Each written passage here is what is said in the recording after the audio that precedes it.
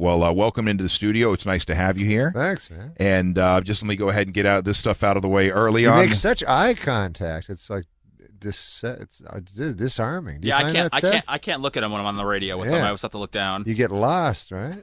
You like those blue lost eyes? in his eyes. Is it disarming or disturbing? It's unsettling. Do most radio guys not look people in the eyes when they talk to them? Well, not that deep. Do you want me to tell you the story? Yeah. It's a little long. Hey, we got all night. No, I worked with Bill Cosby, right? And he was my hero ever since I was a kid. You know, my dad and I always used to listen to him. So I did this. I got to open for him at this theater, and I was so excited and everything. I met him afterwards and everything, and I was all nervous. And he talks in a weird way. He talks like just shorthand, like he just doesn't use verbs and stuff. But he goes, so anyways, he's like, so I'm like, oh, it's such a thrill to meet you and everything, you know. And I go, when I grew up, my dad and I listened to your albums all the time, you know, we really loved you. So he goes, where does your dad live? So I'm like, he lives in Ottawa. So he's like, so he turns to his guy that's with him and he goes, Morty, Ottawa, aren't we Ottawa? And so the guy's like looking at his thing. He's like, yeah, we're doing Ottawa in August. He goes, get the phone number of this man.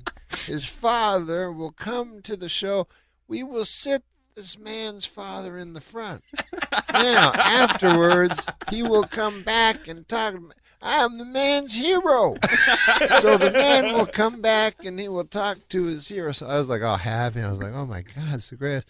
So then the guy gets a paper and then Bill Cosby hands me the paper and he goes, just write your father the number, the phone, and I will. So I write his phone number, and as I'm writing it, I realize my dad died like 10 years earlier. Right? Oh my God! But like I was in such a weird, like surreal thing. Like Bill Cosby was being like the sweetest guy ever. I didn't want to at that point say disappoint him. Yeah, hey, my father's dead. I didn't want to bring everybody down. So I just wrote down a bunch of numbers, you know, like I knew the area code, right? And then I just wrote 7 other digits. So then I forgot all about it. And then there's another thing about how powerful people get your phone number. I have no idea, but it was like 4 months later or something, and I was doing this thing on the Drew Carey show. Remember that show? Yeah. I was doing some role on that, little tiny role. And then the girl comes over, like the script girl. She goes, Bill Cosby's on the phone for you.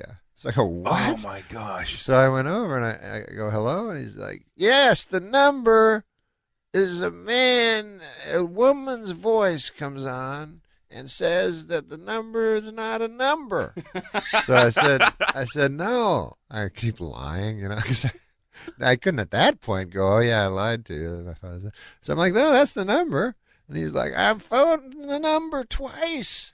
I will phone the third time, but are you sure that's...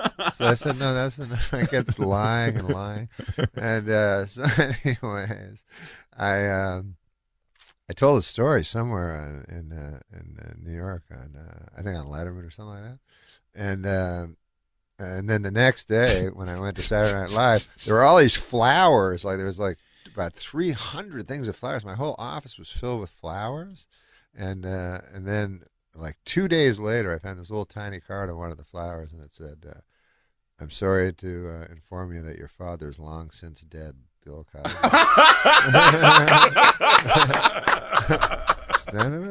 By all means. First of all, this is my favorite 2-second clip, although there's no bleeping here. Okay. Oh, good for you. My God, that's hilarious. And now, sir, it gets even better. Kick your I want you off the set, you sorry.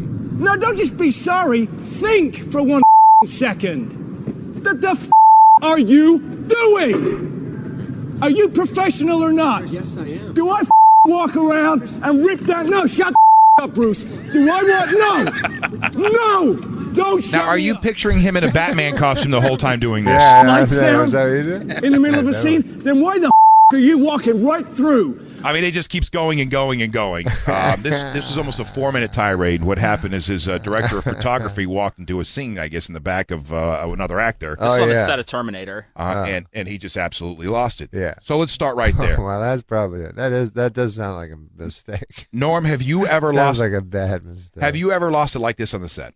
No, and plus, if I was rich, I would just be happy. No matter what. Yeah, if I had money like Christian Bale has money, I would just be happy all the time.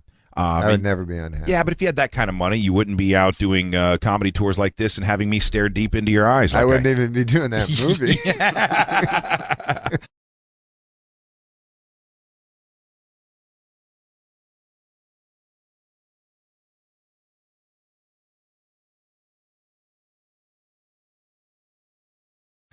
Norm Macdonald, it was a pleasure. This is fun. You'll be at Side Splitters all weekend long. Except that part where you fell in love with me.